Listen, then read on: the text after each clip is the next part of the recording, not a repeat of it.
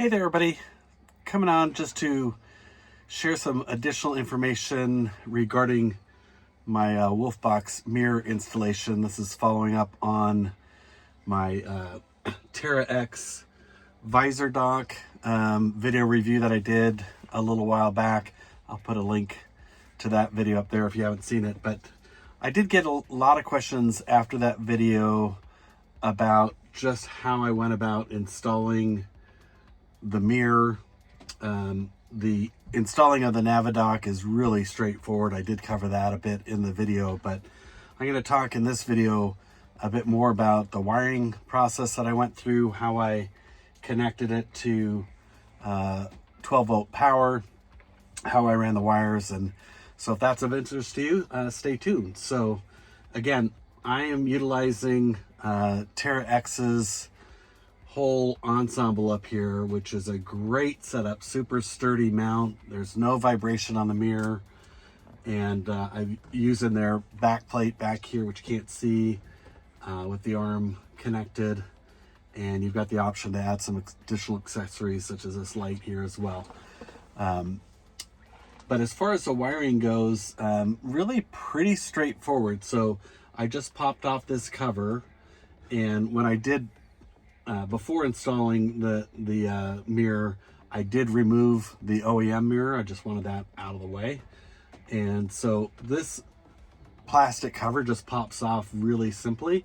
Whenever working around a windshield, particularly on the inside of a windshield, what I've learned over the years is that the inside of windshield is much more susceptible to breakage. So you want to be very, very careful not to put pressure on the windshield because they do break easily from the inside. So, but this just snaps off really easily and comes down.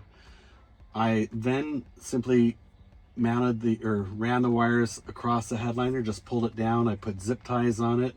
You do have 3 different wires. You've got one for the 12 volt connection.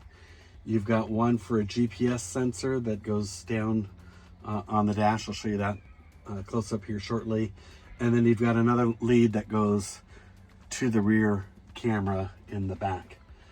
One thing I should note is that I did center the mirror. As you can see here, I wanted to keep kind of the OEM look, but the downside to that is that I do get a little bit of a shadow here on the front facing camera. So my recommendation would be to maybe move it over 2 or 3 inches to the left. I may still come back and do that. Not so much for the fact that it's shrouded a little bit in the front, because I still do get very good visibility, but just so I can see the mirror better, particularly during the daytime. Seeing the mirror at nighttime is really bright. During the daytime, it is a little bit soft, so having it a few inches closer might not be a bad idea. So when you go about installing yours, I'd recommend maybe sliding it over just a little bit, putting it a little closer to you, for those 2 reasons. So let me step over here and I'll kind of walk you through how I ran the wires down the pillar. Okay, so removing this trim piece here is pretty simple. It's in there pretty secure, but it's pretty simple to pop out. So you'll just want to take this weather stripping, peel it all the way down, which I did, and then pop this cap off here. And I think there's a Torx 25, I think, back behind there that you'll want to back out, and then this guy will just pop right out. So I zip tied the wires back there. You want to be very careful. You've got the airbag back behind here, so I made sure to steer clear of that, and then just ran the GPS sensor down into the corner here. Now, one thing to keep in mind, this cable right now just barely reaches. So for me to take the mirror and move it a couple of inches to the left, I will probably need to relocate this a little bit closer over here.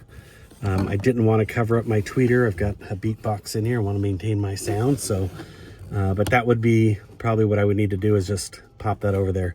This is just, has double stick tape on it. So it just mounts in there real simple. So yeah, taking out this cover was quite simple. I don't think I even pulled it all the way out. I think I just brought it out enough for me to be able to run the wire and add some zip ties there, secure everything in. And then for the 12 volts, so the mirror comes with a cigarette lighter adapter, and I took the lazy way out. I did remove my mats and ran the wires behind here, zip tied them all up. And then under these cup holders, this pops out. I just popped this out and I removed the cigarette lighter, which goes right there.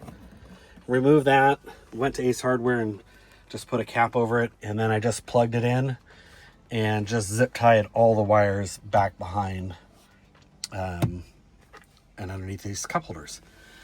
So for the rear camera line, so that just comes across the top here, and then I came back, I had to remove this shelf here and bring this down a bit, and I took out a few screws up here, and then I went up through the ceiling right about here. So I had a wire puller that I pulled the wire through. I had some help with this part of it, and just ran it out through the ceiling. So let me go up there and show you how it comes out the roof of the van and how it's routed back to the rear. All right, so we're up on the roof of the van, and this is the gland where I routed the wire through. Like I said, I had a little bit of help on this aspect of the installation. I was out in Montrose, Colorado at Adrenaline HQ, and Tim helped me out. I was having some service, I think it's service A done on the van and some other work that he helped me with. And so I got this gland from him. You can also get these, I think, from Amazon as well. I'll put a link in the description so you know what brand this is and everything. That installation was quite simple, just drilling one hole and then a couple other holes. Quite simple. And then I just ran the cable all the way back along the roof rack using zip ties. And here's the rear camera. And this just mounts, this is the Terra X mount, camera mount, Wolfbox camera mount that I have that just securely mounts to the housing of the OEM rear camera. And so this one you can adjust the angle sitting on here. Super simple install to get that mounted in the back. All right, so there you have it. That's the complete installation. It really wasn't that complicated. I would say that probably the trickiest part was routing the cable up through the ceiling of the van.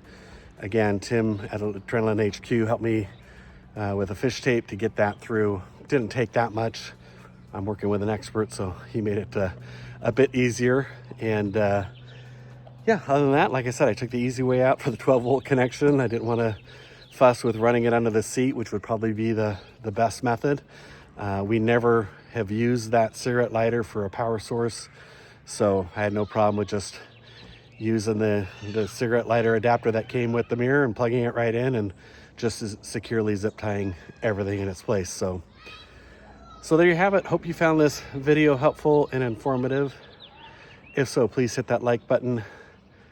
And if you're interested in getting any of those Terra X products, I'll leave a link to their website in the description as well. And I think that's it. Anyhow, hope you guys are having a great day and hope to see you out on the trail sometime soon. Take care, everybody.